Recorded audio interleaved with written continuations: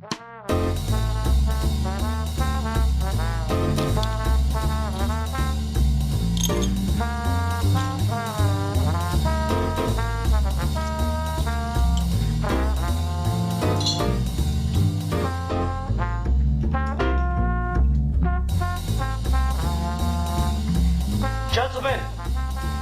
the time has come once again to discuss things. Because Geeky Gentlemen is supposed to be in like the end of March. But then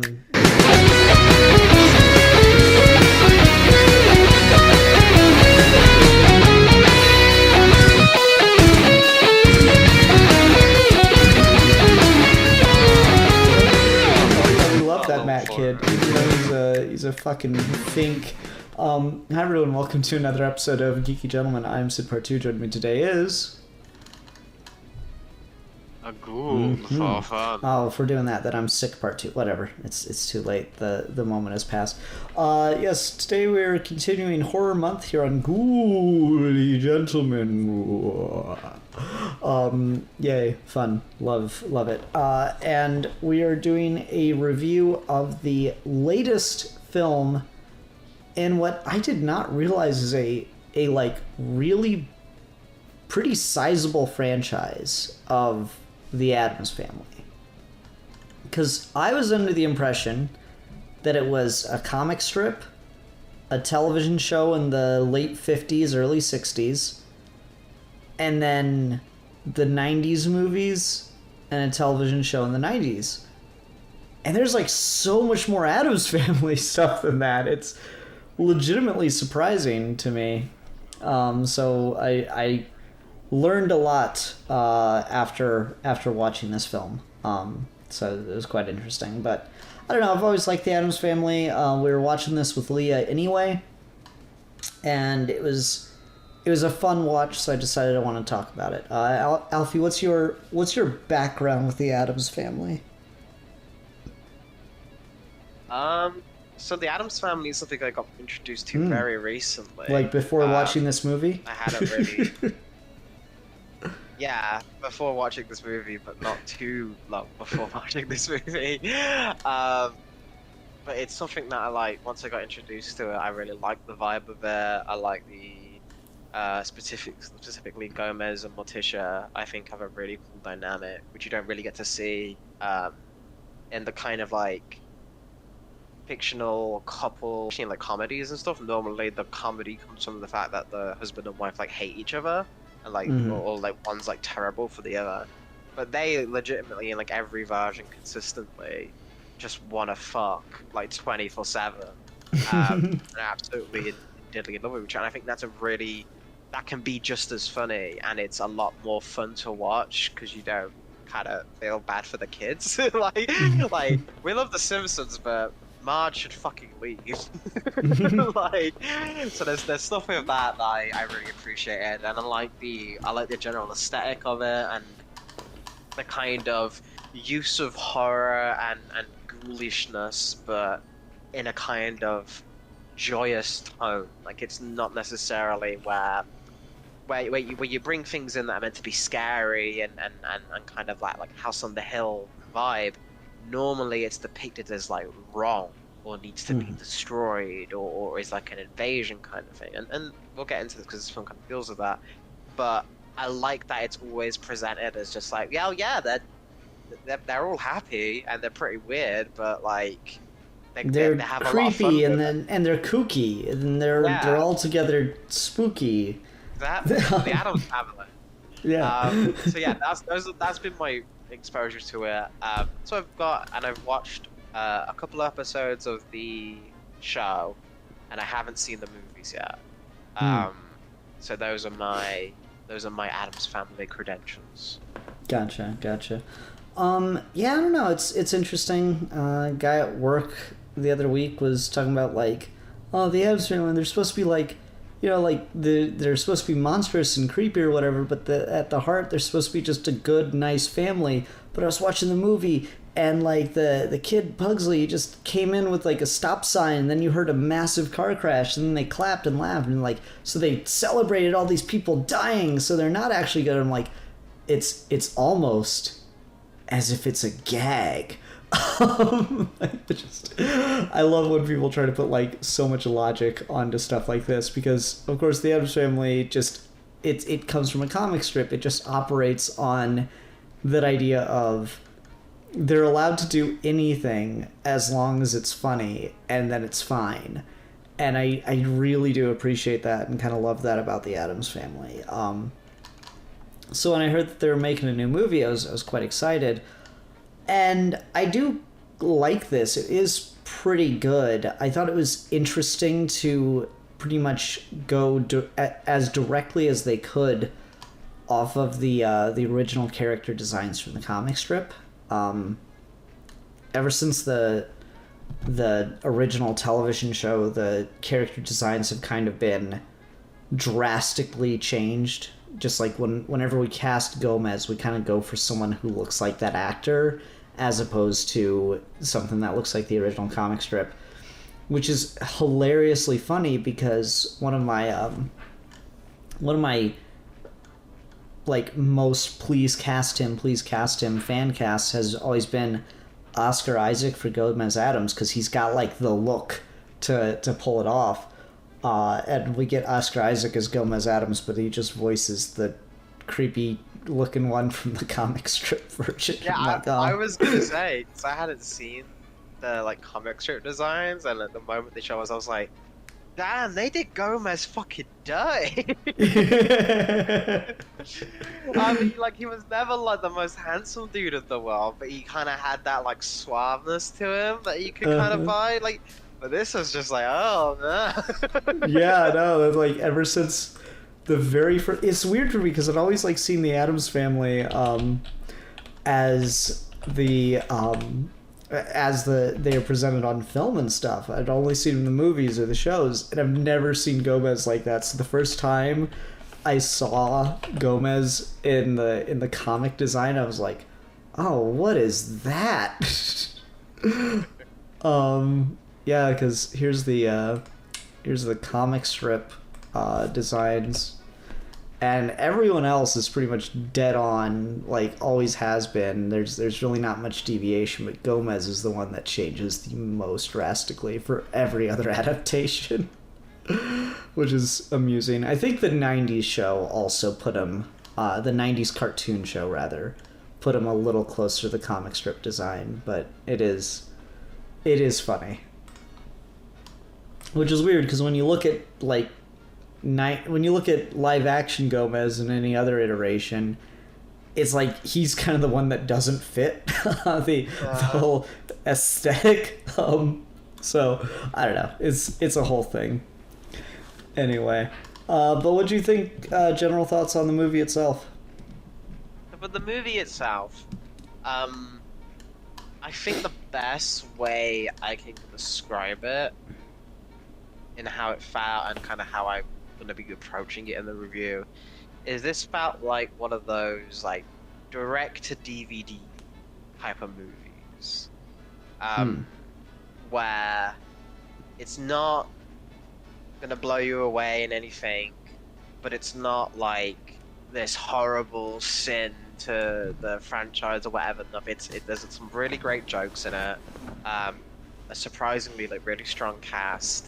And now that I'm seeing the designs for the original comic strip that you sent me, it's very faithful to that in its art style, at least with those characters. But at the same time, with like animated movies, especially like these 3D animated movies, I think a thing that can really help enhance them and make them not look as cheap sometimes as this kind of looks is lighting and like kind of how you light the models and frame things and kind of with the shading engine or whatever that you use, is something that maybe could have been improved a little bit, because there are moments in this where like it gets quite stylized with like Wednesday when like it zooms in on her and like the sky around goes dark and it makes the model look better.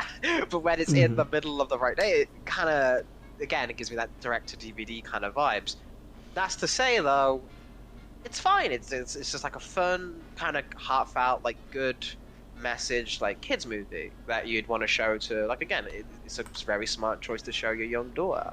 Like, it's one of those films. So I feel like such an asshole if I'm going to be like, well, it wasn't Sakuga. So he's like, who gives a shit? Like, so that's the vibe it gave me. Yeah, I think you're right. I think it is definitely like a very family-focused movie. I don't know if I 100% agree with like the lighting and stuff, because I think you kind of need the lighting to be a little more basic to give those dramatic scenes a lot more like punch. And I do think that the models look good, because I'm just like flipping through images and stuff here, because it has been a couple days since I watched this. I'm just like flipping through images and stuff, and like when they go to the suburb town and it's just all bright and colorful around them, and then they just look so like grim and dark, it does work pretty well. I do think like it's like I'm just flipping through things and I'm looking at like how scenes are lit and stylized, and I think it does work. I think it's just because you're dealing with such a abundance of time spent in the house where it is meant to look very macabre, very, very horror centric, that it does kind of seem to lose some of the aesthetic, because it's just leaning so hard into the aesthetic, if that makes sense. And I wonder if that's a case of transferring designs that kind of like have these very like simplistic, minimal line work, heavy uses of like blacks and grays to a 3D space, and it not quite hitting the same. Because that's the example, right, we talk about with comic art, where you'll have artists I like say a Doc Shaner or even like a Kirby. And what works on the page with those kind of minimal line works, like heavy uses of black, doesn't really, if you made a 3D model of that, it wouldn't give the same vibe. And I think maybe that's what happened here, to a certain extent. Possibly. Wait, we're getting an Addams Family 2 already? They're already making a sequel to this? Oh, damn. This must have done well, then. Yeah, I guess so. It says 2021. Halloween 2021. Is this out now? Oh my god, is this the most timely a Geeky Gentleman has ever been? It's like its opening weekend. It looks like they're doing like a vacation thing. Yeah, there's like a trailer and everything. Goes everything. Quiet. In theaters, Halloween 2021. I had no idea. That's so funny. Perfect, man. Wow, now we're gonna give a glowing review so we can get you tickets. When's the release date? Because I mean, we're already like halfway through October. It's in theaters right now. It's October 1st was the release date. I didn't know. That's so funny. We could have reviewed both of them. Next one, we'll do this one. Yeah, maybe. That's so funny. That's a really quick turnaround time on an animated movie. 2019 to 2021? That is fast. They can pump these ones out a lot quicker. I don't know what studio this is on, but it looks very similar to like those Hotel Transylvania movies, and we're not Pixar, but we like the Minions movie, like that. Those kind of companies, where it's very quick turnaround for about the same kind of quality you get. And that's not necessarily meant to be like, oh my god, it's not like the highest thing. It does the job. It's what it's meant to do, and it's meant to be that thing for a child to go and see with the parents, kind of outside of the parent who is begging, crying on the floor, like, don't make me take me to see another Marvel movie, please, anything else with the child. I'm trying to figure out what studio it is. I don't see anything directly.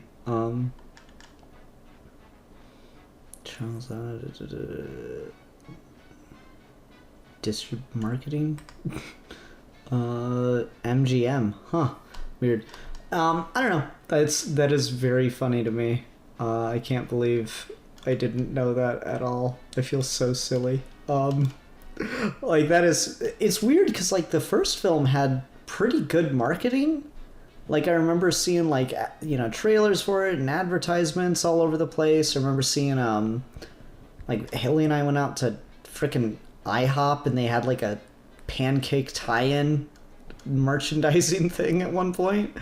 So it's a little surprising that this seems like such a stealth release comparatively, because I've literally not even heard anything about it. I don't know, weird. Okay, anyway, other stuff. One thing that kind of tripped me up when as far as we're talking like art style and direction and stuff, was I didn't like that the exaggerated character design sensibilities extended to the normies, you know? Like the fact that basically the villain of the movie has just like this gigantic hair that's like 2/3 the size of her body, and like the girls in the town, like the mean girl at the high school and stuff, are just like as pencil thin as Morticia and stuff. I didn't care for that choice on a character design standpoint, because I thought it made the Addams look less, you know, out of place like they should, if that makes sense. Yeah, I think that really stood the fact of, with the daughter of like the main villain looking the most horrific, like with the face. It's weird. Yeah, it's really like, are you sure? You like, Jesus. Like, and it works better once she goes through like that character transition to start looking like goth, like Wednesday. Like she looks better at that point, but when they've got her in like the rest of her normal character design, it does look really weird. So there are things with that where you would have got not only would it help just from a pure visual standpoint to, you know, not have character designs that like really freak me out, not unintentionally, but they also just from a storytelling perspective, right, is like you can even do the opposite thing where like you could have her get more freakish when she joins the Addams family, but then not be portrayed negative. That portrayed as like, well, no, she wants to be like this, and this is fine, and she makes it work, kind of thing. Like, again, visual talent through the character designs, and they do try that here, but it just doesn't hit the same, because I feel like there was just a lack of. It feels like they took the concept of, okay, what are we going to do to make our Addams Family reboot stand out from other things? And the choice was apparently to follow the original comic strip designs, which is a fair enough choice, but then it seems like they designed the other characters around the sensibilities of the comic strip.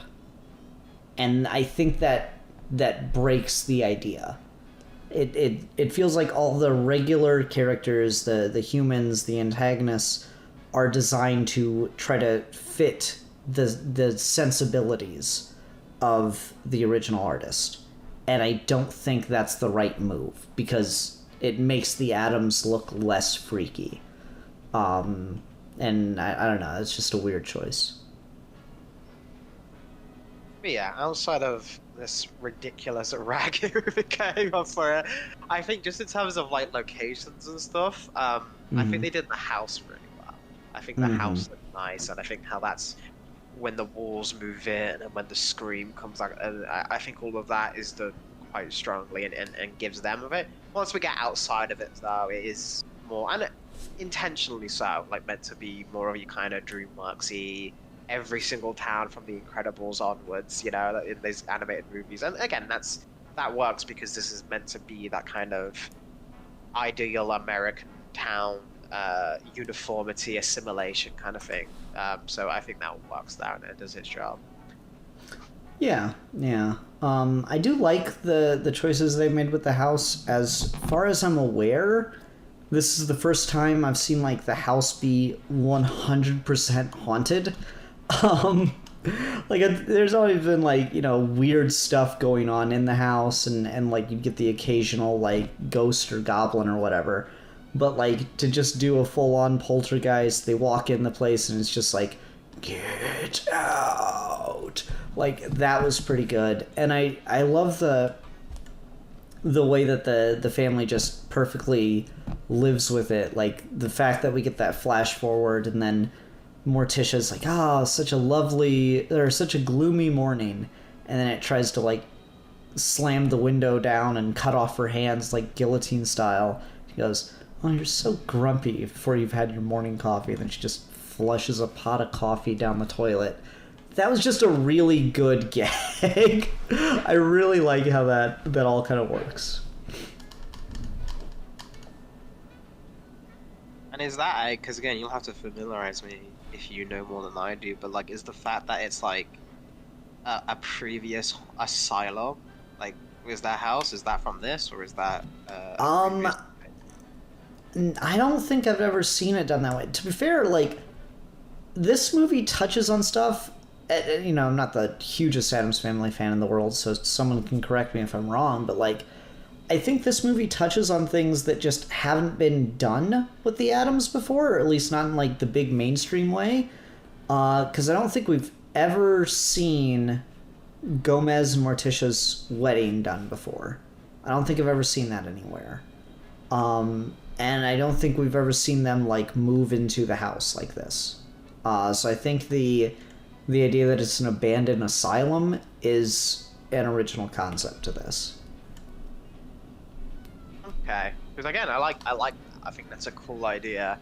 It really doesn't, like, it has to be fucking Arkham if it's the core, because there's nearly nothing else that looks like it at Asylum, like, in the house when they get in there, but, yeah, I think they did a good job with that, and that's interesting that this is standing out from it in those ways, because there are obviously familiar things in it. They have the theme tune still. At the very end, they recreate the show opening, like, one-to-one. So it's not, like, trying to distance itself from its history, it's trying to bring in unused concepts, and I think that's always admirable with adaptations, especially something that's been adapted this much. Yeah, for sure. And again, I was, like, super surprised to see how much the Addams Family has been done. Like, 2 animated series, 3 different live-action television shows, including the original. They did a 77 reunion film with the original cast. Just all kinds of stuff. I was really, really surprised. I never knew that it was, like, that big a franchise. I thought it was just, like, something successful in the 50s/60s that got a reboot in the 90s. And I thought that was it. Because I grew up watching more the 90s show than anything else. Because I was very surprised to find out that it, like, is such a prolific franchise, as it were. Yeah, and again, that's one of the things with this going for its story and trying to get that breaking of the norms of the Addams Family thing. I wonder how much of that is, like, because this is, for its target audiences, right, it's not, I don't think, at least, of how it's written, Addams Family previous fans. It feels like it's trying to go for, like, the Hotel Transylvania crowd, like the young kids. Oh yeah, for sure. So the fact that it is bringing in so many references and stuff and kind of just letting you go along with it without needing to bother and explain every single thing, I think is admirable. I just wonder if, like, this was part of the writing staff, like, are sneakily more Addams Family fans than, like, the studio maybe know. And it's like, oh, can we just have, like, a recreation of the opening at the end? It's like, well, the kids are gonna know what the fucking song is. Yeah, but we don't want to do it. It is for sure interesting. Like, I'd forgotten the fucking lion as a member of the household. Yeah, I love the fucking kitty. Like, he's fucking in the OG show. When he showed up, I was like, yeah, there's a lion. Yeah, like, I'd completely spaced that because I never watched a ton of the original series. So, like, to see Kitty show up, it's just, they're so fucking casual about it.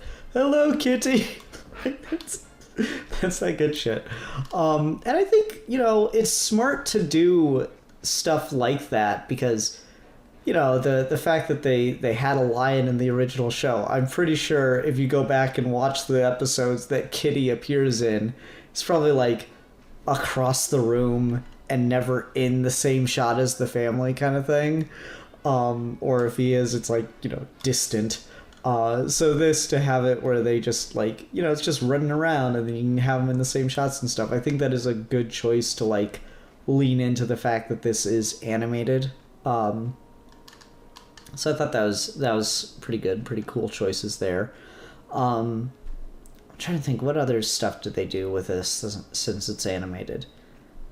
The Mazurka, or however you say it, since I'm pretty sure it's a made up word, they really go ham with that, because I know they did it in the 90s movie where they're trying to, because fucking Oscar is the protagonist of the first and most of the second film. They do the mazurka in the first film to try to rekindle his memories, and it is very cartoony and it's very ridiculous as far as you can go in live action, with like, you know, speeding up effects and stuff to try to make Gomez just look like inhumanly fast.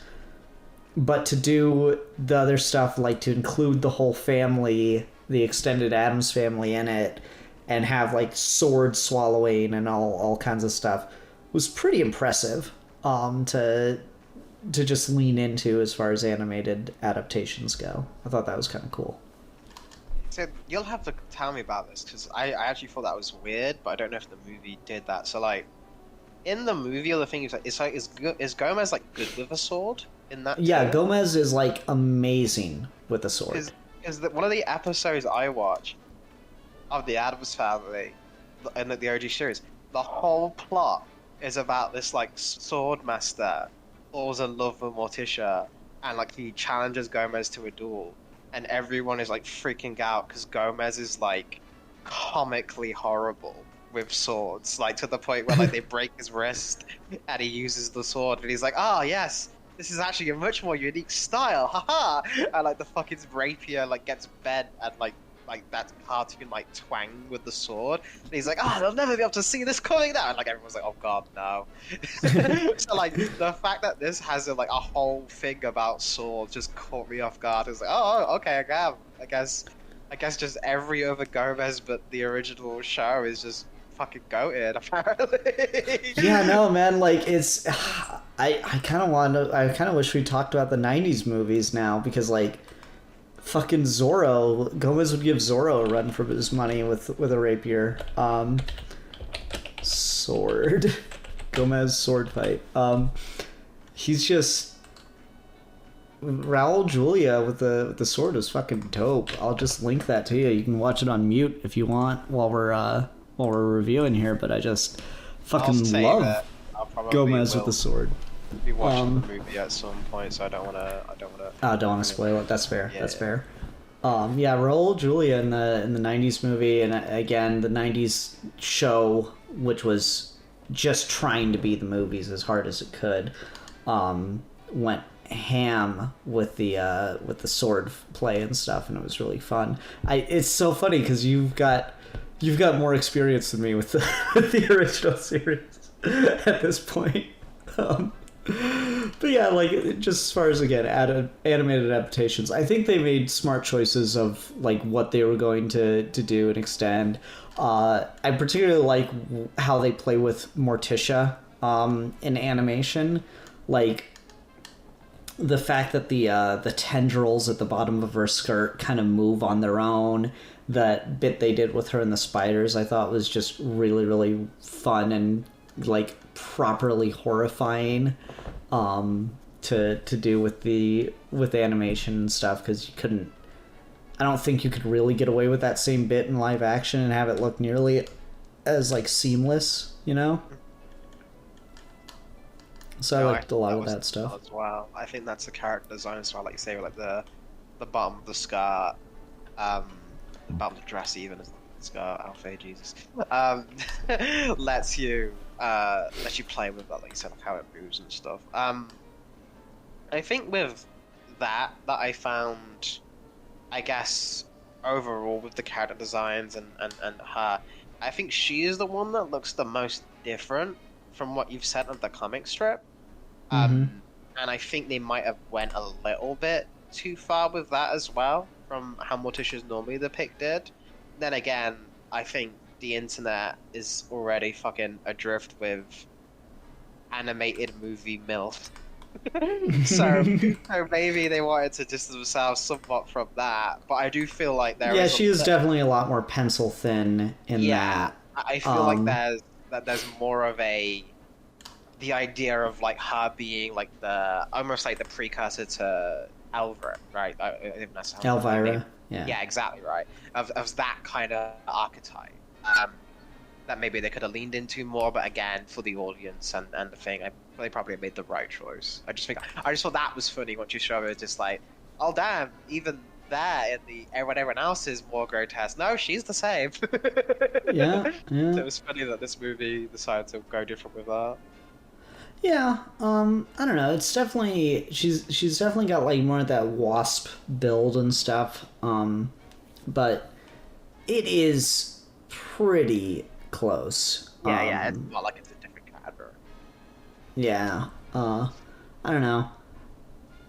I honestly, Fester is someone I can never be happy with his design. Anytime I see anyone do it, the original artist, anyone, I never like Fester's design, except for in the 90s show. Because in the 90s show, they made him like greenish in hue, and it just worked, which is funny because it's just a bald guy. It should be the easiest to adapt right, and I never like it outside of the 90s show, and I don't know if that's just nostalgia talking. I don't know. I think it's one of those things like, overall though, again, it is committed to a specific bit, and for the most part, I think it's successful.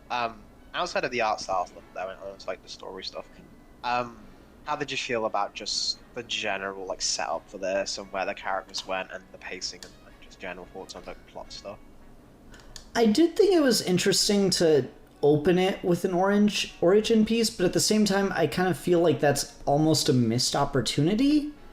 Of like the Addams family finding their home, just because like I'm always on the lookout for this in things where I can, when you know like a franchise project has been in the works for a while, and then it finally comes together, and you like kind of look for the seams of the scripts being tied together, if you know what I mean. And it almost felt like the prologue to this movie was just an earlier draft of the script condensed down to like, you know, the opening 10 minutes. Because I almost feel like that's a more interesting and unique thing you could have done with the Addams family, is to just make a Morticia and Gomez and Thing movie as they look for their home. Maybe throw Fester in there too if you need to. But it just, I don't know, that just kind of rang out to me as like, oh, okay, like it's cool that it's there, but it kind of made me want a little bit more of that, because what they go into is certainly very fitting for the Addams family, but the choice they made felt very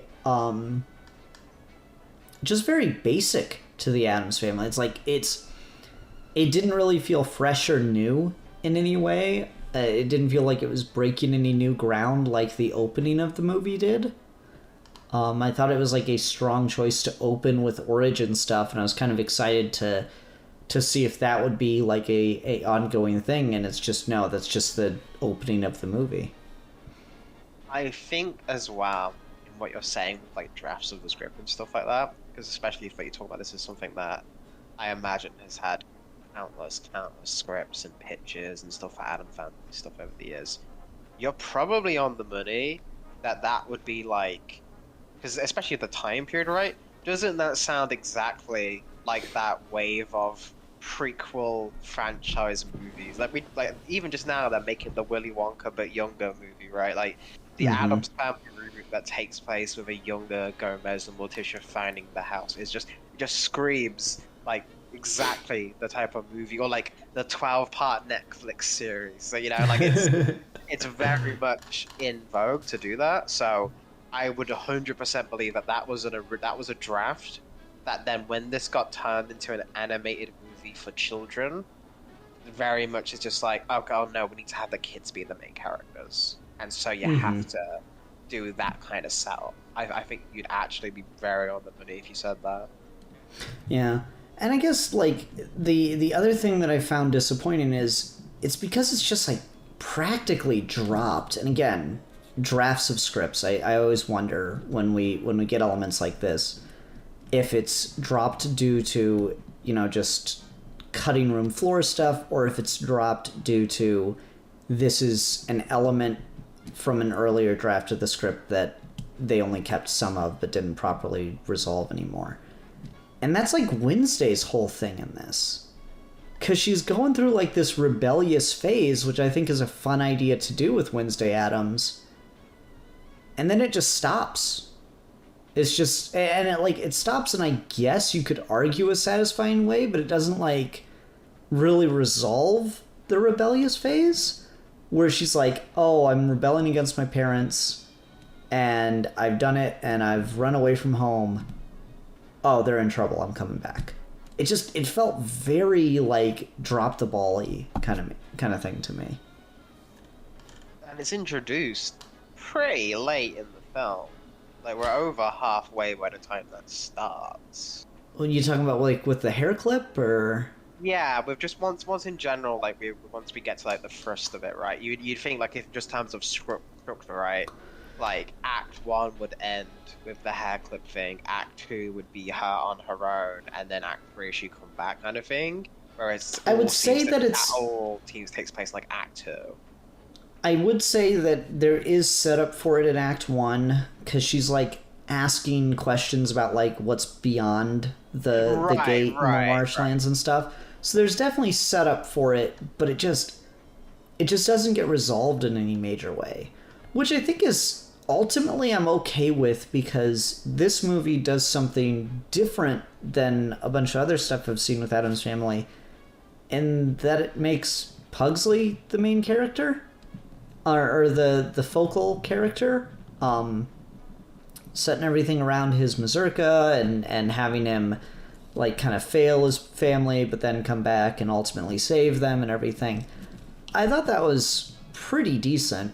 It's kind of neat to get something of him, because he is usually the character that's just the most in the background comparatively. And I think that's as well just, again, one of those things of like, for the target demographic, we want to make the kids the ones who go on the journey and don't have to think. They do stuff with Morticia and Gomez, of both kind of go through the same kind of animated movie parental arc of, oh, I wanted you to do the same thing as me, but now I've come to realize that you've got your own path to follow and you do your own thing to do, so I'm proud of you. Like, you've seen it 1,000 times. It's not necessarily wrong to do that, but again, it's very... Yeah, I think it's to your point about, like, the DVD thing. Mm-hmm, exactly right. Like, so it's set up like that, and that's kind of the trappings you have to work with. But I feel like, although that's exactly not going to blow your socks off, they do a decent job of getting some good gags in there. Now, not everything in this, I think, hits, but there are some ones where, like, I legitimately did laugh out loud. Like, I think the funniest thing in the movie is early on, but it's when Thing has to close his laptop. The beat picks. That was fucking good. That was fucking great. So I'm willing to give a lot of goodwill just for that gag alone. Like, I think it's worth the price of admission.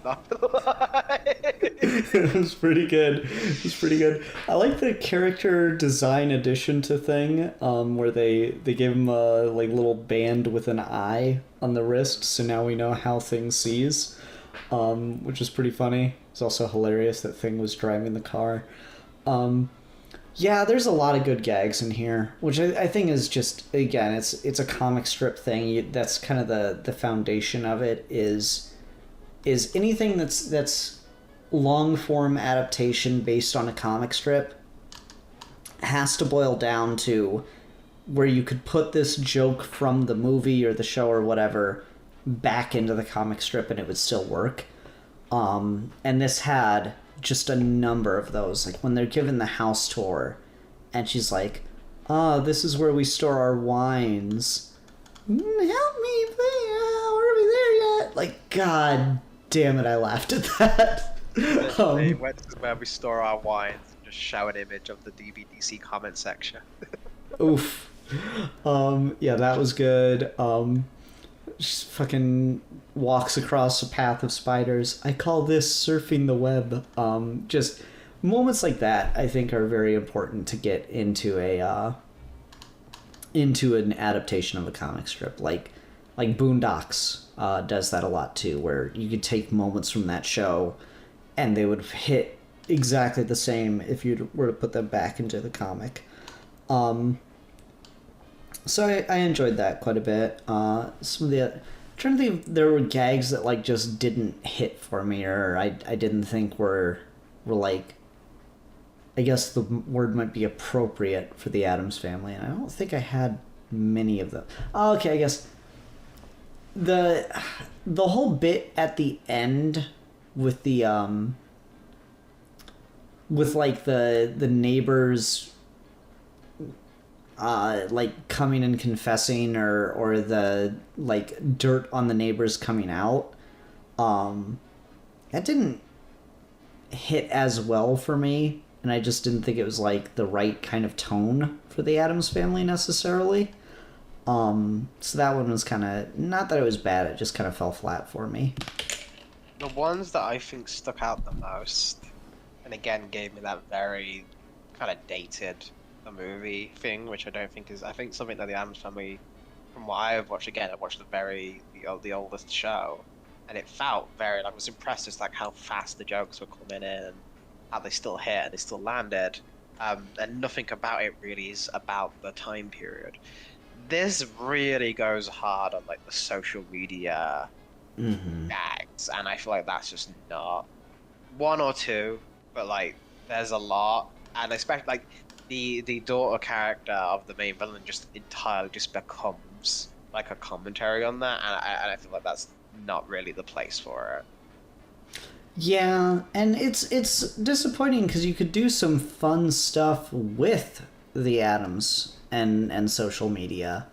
Like I quite liked that Wednesday was excited about going to public school so she could torment people. I thought that was a pretty good notion to go with for her. And so if you'd like kind of leaned into like cyberbullying and then they got all excited about it. It's like, you mean we can torment people from the comfort of our own home? Oh, this is lovely invention. Like if you'd kind of leaned into it that way, that'd be pretty good. Fucking Gomez Addams being a troll sounds just hilarious to me. I don't know. So stuff like that would have been better. But yeah, the way they use social media did just feel kind of typical. What's some other stuff about this? Fuck, I don't know. You got a direction for us real quick? How do you feel in general just about like the characterization of the family, and then was there anyone that you thought were like stronger to you, like how you found them to be presented, or any like standouts with like the casting stuff? Because I think for me the strongest one here, I think got the most consistently like laughs out of me, and I think was the strongest performed as well, has got to be Wednesday. I think she is the one that they Wednesday's everybody's favorite, for sure. In this one specifically, she's not normally, from what I've seen. No, but Wednesday is usually everybody's favorite character. Oh, really? Okay. Yeah, everyone loves Wednesday Addams. All the girls want to be her, all the guys want to date her. She's a child.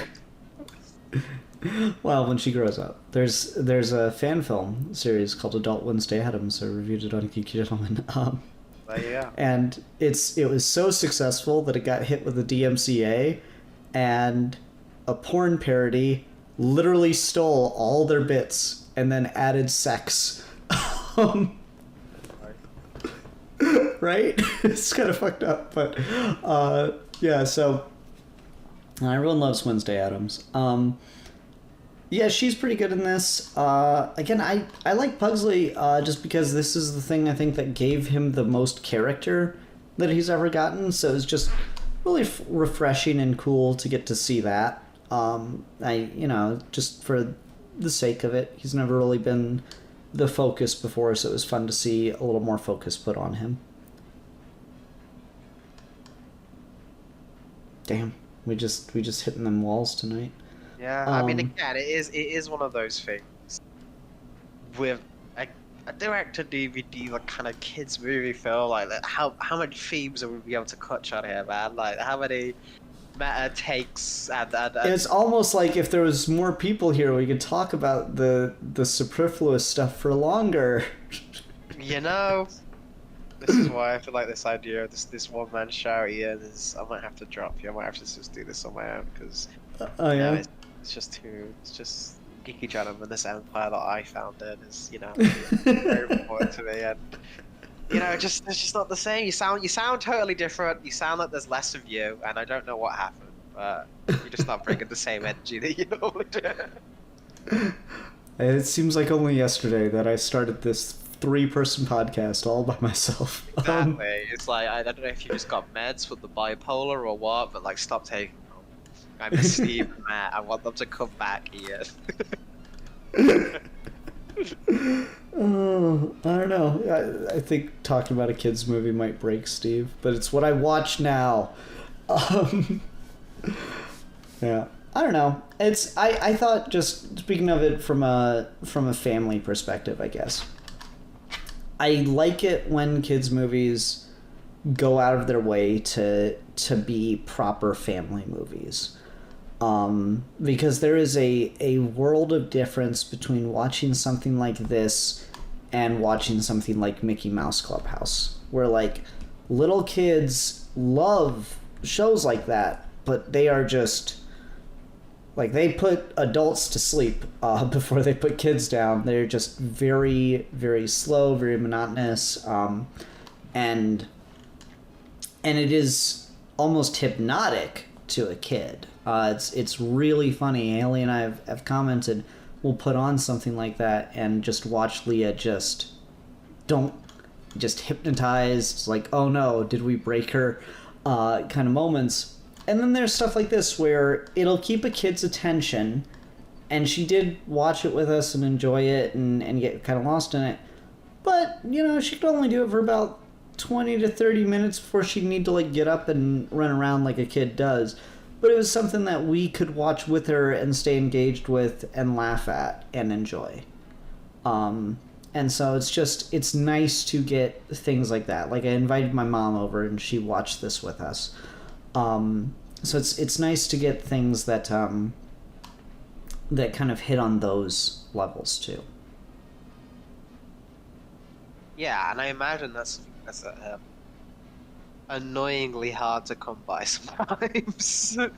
I am like really considering starting like a DVD collection of like kid appropriate Halloween style movies, spooky movies, horror movies, whatever you'd call it. 'Cause like I like the tradition of Halloween, watching like a bunch of spooky stuff. And in previous years that'd been straight up horror movies. But I'm not gonna traumatize the shit out of her and show her Alien at 1 year old. So remember this when you came out of someone's stomach? Not too long ago for you, huh? Yeah. So it is about finding those right kind of things. And so like we've watched like Nightmare Before Christmas, and we've watched Frankenweenie. Tim Burton's got a lot of these, oddly enough. So it's nice to find things like that you can, watch with the family and stuff. And this, you're right, this is very in line with like the Hotel Transylvania thing. It is trying very hard to capture that same audience. But you know what? I'll take 1,000,000 of those over Spookly the Square Pumpkin. Thank you very much. Because, God, that was terrible. I can remember. But yeah, I mean that's Yeah. also that's the thing you can bring to this now that you're a papa. Papa Part 2 over here can give the real deets on like did it entertain the kid. You know what, 20-30 minutes, 1-year-old? That's a pretty successful thing, all things considered. Yeah, no, I mean, she, like, walk around, play with some toys on the floor, come back, sit with us, kind of thing. And that's nice. Just, it kept her attention well enough, and that's always good. So, yeah, I'm legitimately considering starting a, like, proper DVD collection, because I'm always worried about things like this leaving streaming services or whatever, and then you just can't find it again anytime soon. But then I have to go fucking put in a DVD, and that's like so much trouble. And now, Ian, if this one leaves, now you can watch the second one. I know, right? Probably not going to go see the second one in theaters because I'd want to watch it with Leah, and I'm not taking Leah to a theater right now. But not only because of the pandemic, but because she's fucking one. Yeah, but I don't know. I guess we're just doing 2 kind of shorter episodes of Geeky Gentlemen in a week, back to back, because I'm kind of running out of things to talk about. But we did pretty good. We got pretty good amount of time over this, but I want to try to stretch it for another 10 minutes. I know what we should do though, Ian. What's ding, that? ding, ding, ding, ding! Welcome, welcome, welcome, one and all. This is what you get when Steve Baxi and some Matt Kid aren't around. You get the Geeky Gentleman Fetish Hour. Woo, woo, woo. That's right, boys. Inspired by the Thing's beautiful foot collection, we're going to be talking about just what goes on with some strange things on the internet. It's for 10 minutes to buy us some time this episode to make sure that your watch retention doesn't go down. First up, I want to talk about what the fuck is up with the inflation suits, man? What? Inflation suits. You've seen them. Just in general, or Yeah. or like movie Just in specific? Just in general. What's Oh. the deal? I don't know, Alfie. Like, big boobs and big butts are in, so why not big tummies and big arms and big legs? Who do you think's responsible? What do I think is responsible for inflation suits? Yeah, because, like, Fairy's Lola Bunny, right? Like, Okay, where, okay. where can we track this? Margin Boo? Probably not. Like, it just seems like it was so common. Like, because there's, like, you see that in Looney Tunes all the time where, like, character would get blown up or whatever. Oh my god, you're right. That is actually probably where they pump it and everything. Yeah, so it's probably from stuff like that, I'd imagine.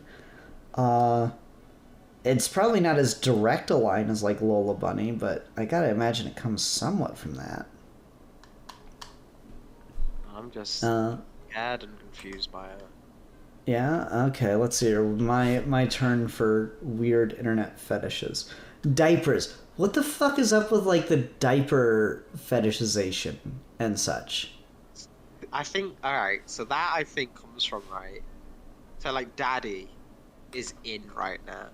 Like, everyone's daddy now. You, me, fucking Joe from accounting. We're all daddies now, apparently.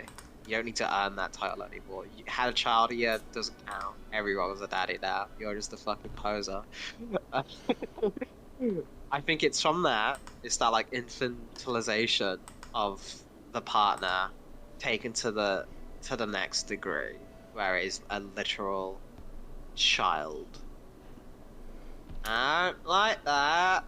Yeah, no, I'm not sure if that's the case, because, like, it's almost like used as like a torture kind of thing. Like, oh no, please change it. Like, I don't know if it's 100% that or not, but you're probably honest. It's fucking weird though. Like, I've always been under the impression. You know, just shit yourself on your little diaper. They won't let you change Hey, it. listen, I got Crohn's, man. Let's not talk about me shitting myself. I don't know. Like, that shit's just. My thing with, like, fetishes or kinks or whatever has always been like, all right, listen, be into what you're into. Just everyone should consent and everyone needs to be an adult. But like, the more I've like learned about kink communities, where I'm like, I don't know though. Like, some people are into some weird shit. Ian, we also write Dragon Ball fan fiction on the internet, so... Yeah, but like, okay. What the fuck with like every website and video just step this, stepmom, stepbrother, stepdad, stepsister, like constantly. Where you can tell it's clearly like meant to just be sister. Like the step thing is there to make sure it doesn't get pulled down. Just what the fuck is up with that? Everywhere. Oh, man, sometimes you get stuck in the window, stepbrother, and not gonna help me. What are you doing back there, stepbrother? Onisan? I saw a great fucking like TikTok of a thing where this guy's like trying to reach something at the bottom of a dryer and he goes, God, shit, did I just get stuck? Fuck. And then like the door closes or opens by him, he's like, stepbrother, I'm home, and he like starts struggling really hard to get out.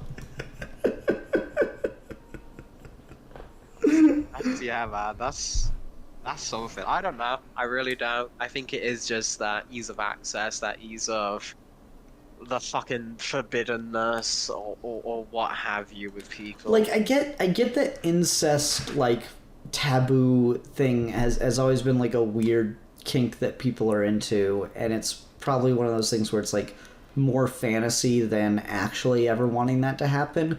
But at the same time, it's just, like, the explosion of it, the fact that it's just so ubiquitous now, you know?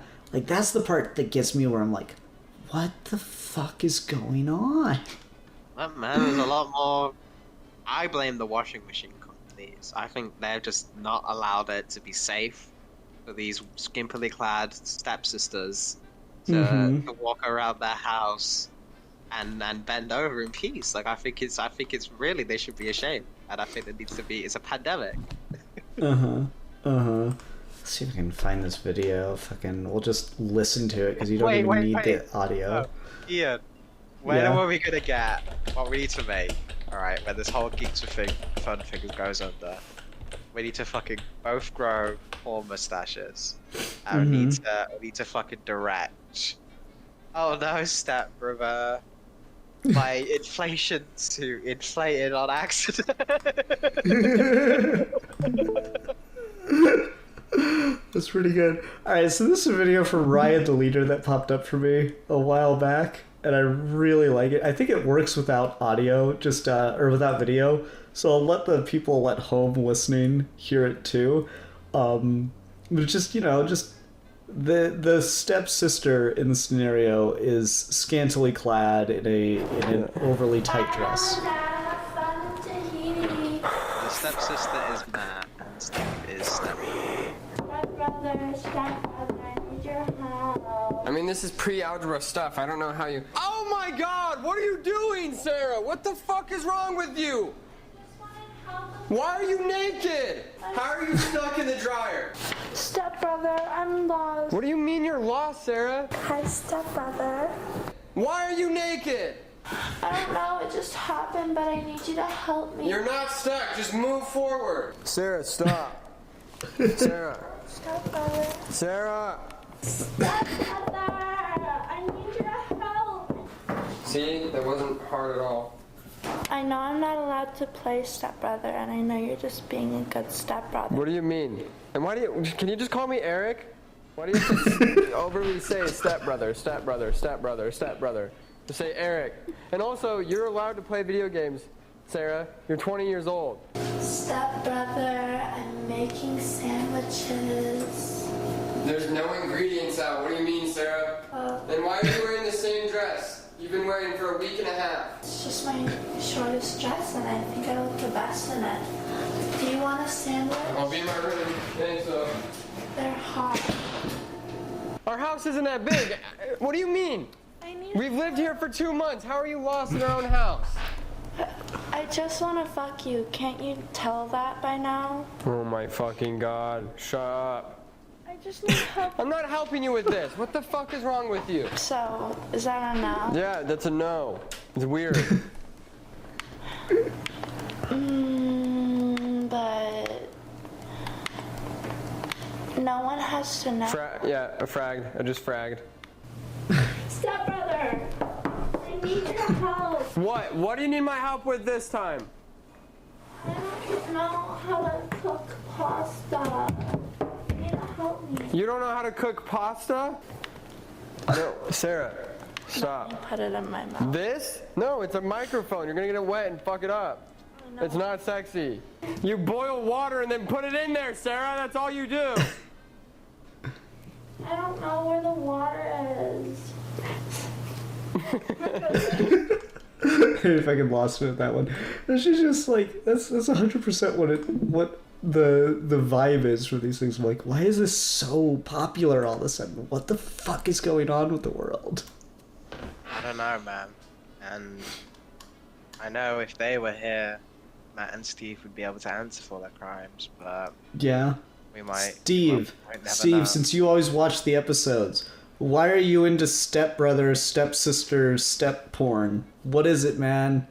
Tell me what drives this horrific fetish of yours, Steve Baxi. As an MP3, and Ian being the king editor that he is, will put it in this episode at this exact spot. And Even though it's listening to this- already posted. Exactly, right? So everyone listening to this will just be like, oh my god, how did they do that? Alright, so 3, 2, 1. Hey everyone, Death God's still here. I'm really just into it personally because I think when Freud was talking about the idea of like the attraction of to the males of the woman and the mother and stuff like that, I just thought it was pretty good. Insert genius and sexy comment here. And anyway, I hope you guys have a good episode, and I'm Steve. Wow, I don't know how you did that, Ian. That was phenomenal. Yeah, I'm amazing. All right. Well, we've hit a lot of the silliness for the night. Is there anything else you really like pressing concerns, Alfie? How can I quit you, Ian?